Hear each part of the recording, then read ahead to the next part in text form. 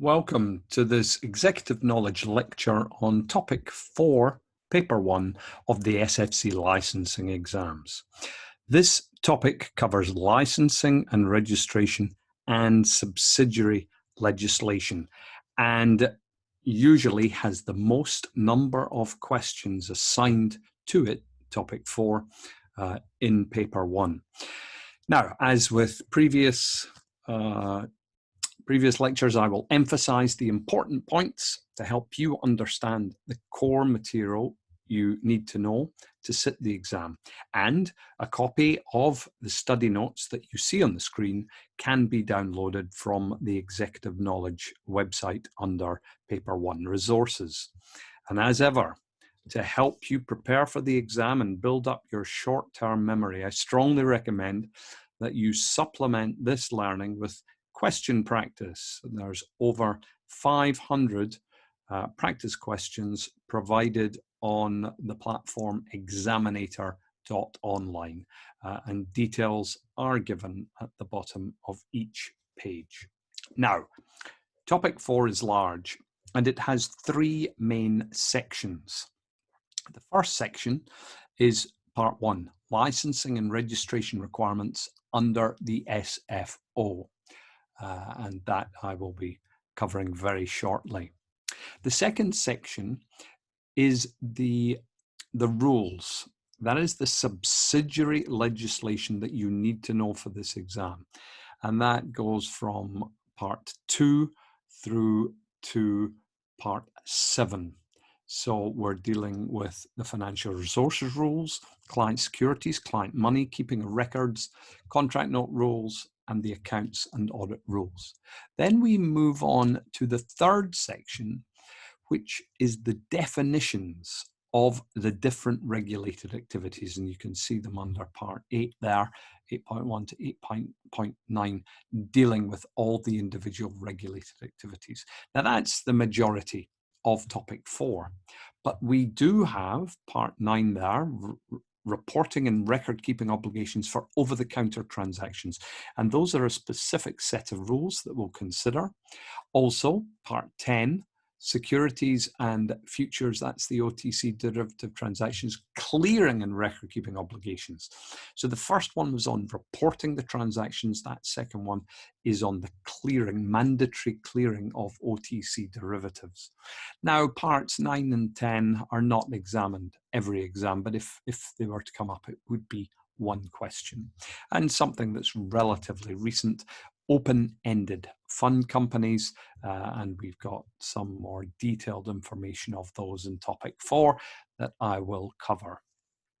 So you're going to have, as I say, significant number of questions coming up for Topic 4. Let's start with what I refer to Section 1, that is the licensing and registration requirements. And these come under Part 5 of the Ordinance. Now, the material starts off in this part looking at board responsibility. And what they're recognizing is, as well as responsible officer, and that will be outlined in paragraph 1.2, ultimately it is the board of a licensed corporation that is responsible for the conduct, operations, financial soundness of the intermediary. And that was added in a few years ago. So be aware that ultimately it's the board of directors that's responsible for conduct, operations, etc. But I want to dwell on responsible officer because the concept of responsible officer regularly is examined. Who is a responsible officer? We're told there, a licensed representative who actively participates in or supervises a regulated activity, is nominated by the licensed corporate and is approved by the SFC. So it's someone that's involved in a regulated activity and then is put forward by the licensed corporation, and the SFC approves that person as a responsible officer. Now, we get a little bit more detail from what the SFC has stated in this regard.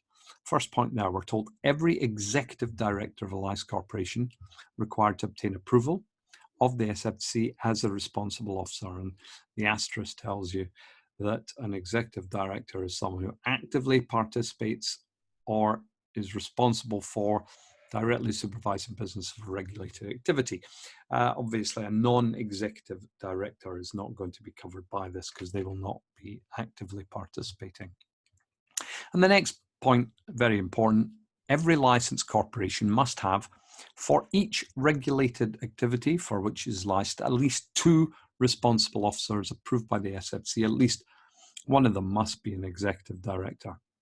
And from a practical point of view, they insist that one is fully resident or normally resident in Hong Kong.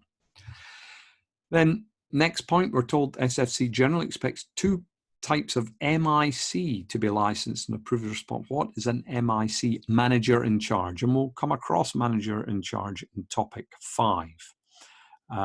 But they highlight 2 types of manager in charge. Now, manager in charge traditionally are people that are involved in the management of a licensed corporation, but do not require to be licensed. Well, they've now changed this. And they're saying, the first one, any person undertakes the overall management oversight function, and any person who undertakes a key business line function in both cases, they must be approved by as responsible officers and as such must be licensed. So an example of an MIC that would be brought in here is the chief executive, chief operating officer possibly.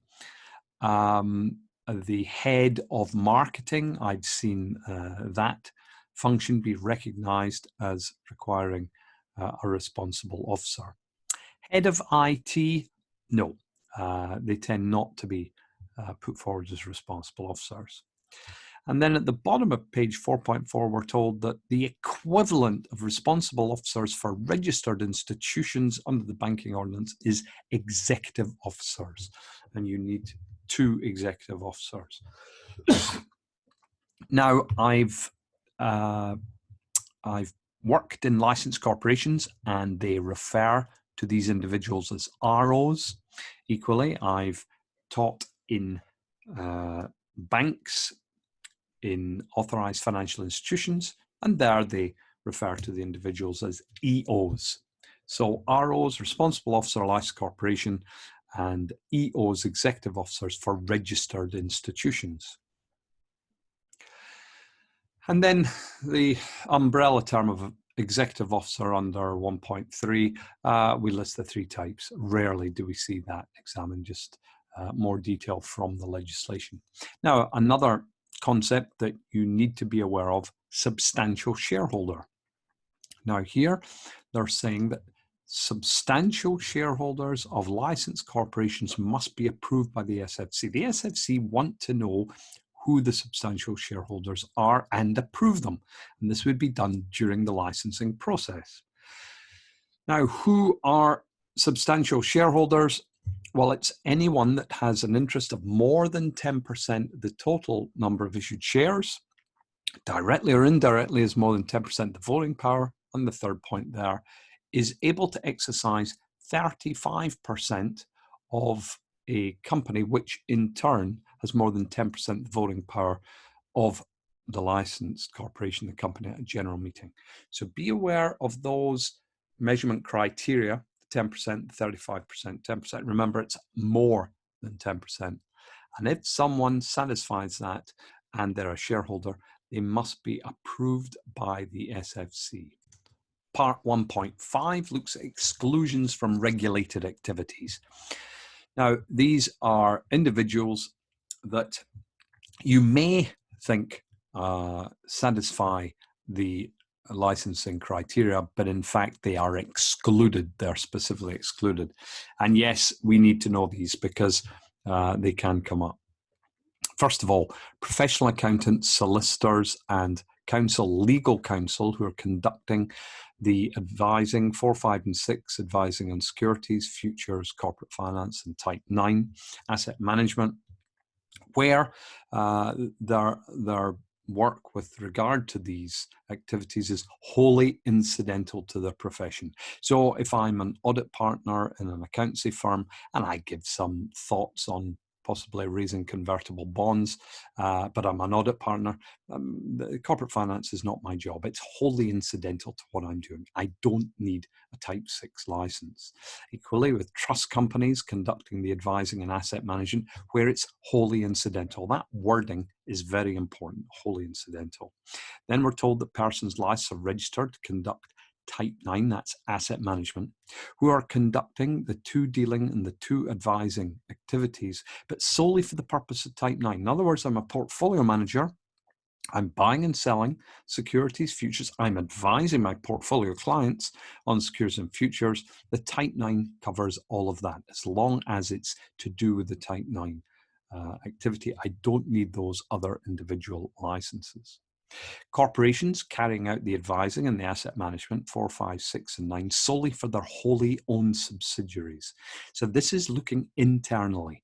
If you are advising wholly owned subsidiaries, part of your group, you do not need the licenses. However, if you are dealing shares on behalf of a wholly owned subsidiary, then you would need a Type 1 license. Also be aware, technically, if it was only a 90% held subsidiary, then you would need the licenses. And the last 2, persons licensed or registered to conduct Type 1 dealing in securities, where you're conducting 4, 6, or 9 wholly incidental to Type 1. So I'm a dealer, I'm giving some advice, I'm managing a portfolio on the side, but it's wholly incidental. I am out and out a dealer, not an advisor, not an asset manager. And same with futures. Type 2 futures dealers, if they're conducting advising in futures 5 or asset management with regard to futures, and it's wholly incidental to their dealing, they do not need those separate licenses. Please be aware of those points. Now, temporary and provisional licenses, yes, we can get a question on this. A temporary license is a license if you are based overseas, you come into Hong Kong to carry out particular regulated activities, then you will be granted a temporary license to allow you to carry out that work while visiting Hong Kong, and then you will leave. You cannot hold a temporary license for more than 3 months at a time, and over a 24-month period, you cannot hold a temporary license for more than 6 months. That's very specific measurements. Provisional license, on the other hand, is where you come to Hong Kong or you start work in the industry and you're granted a provisional license until you are granted a full license. And usually what stands between you and the full license is passing the required SFC licensing exams. They do not state in the material any period for a provisional license, nor do they ever examine that, but they can examine the conceptual difference between a provisional and a temporary license. We then come to fitness and properness.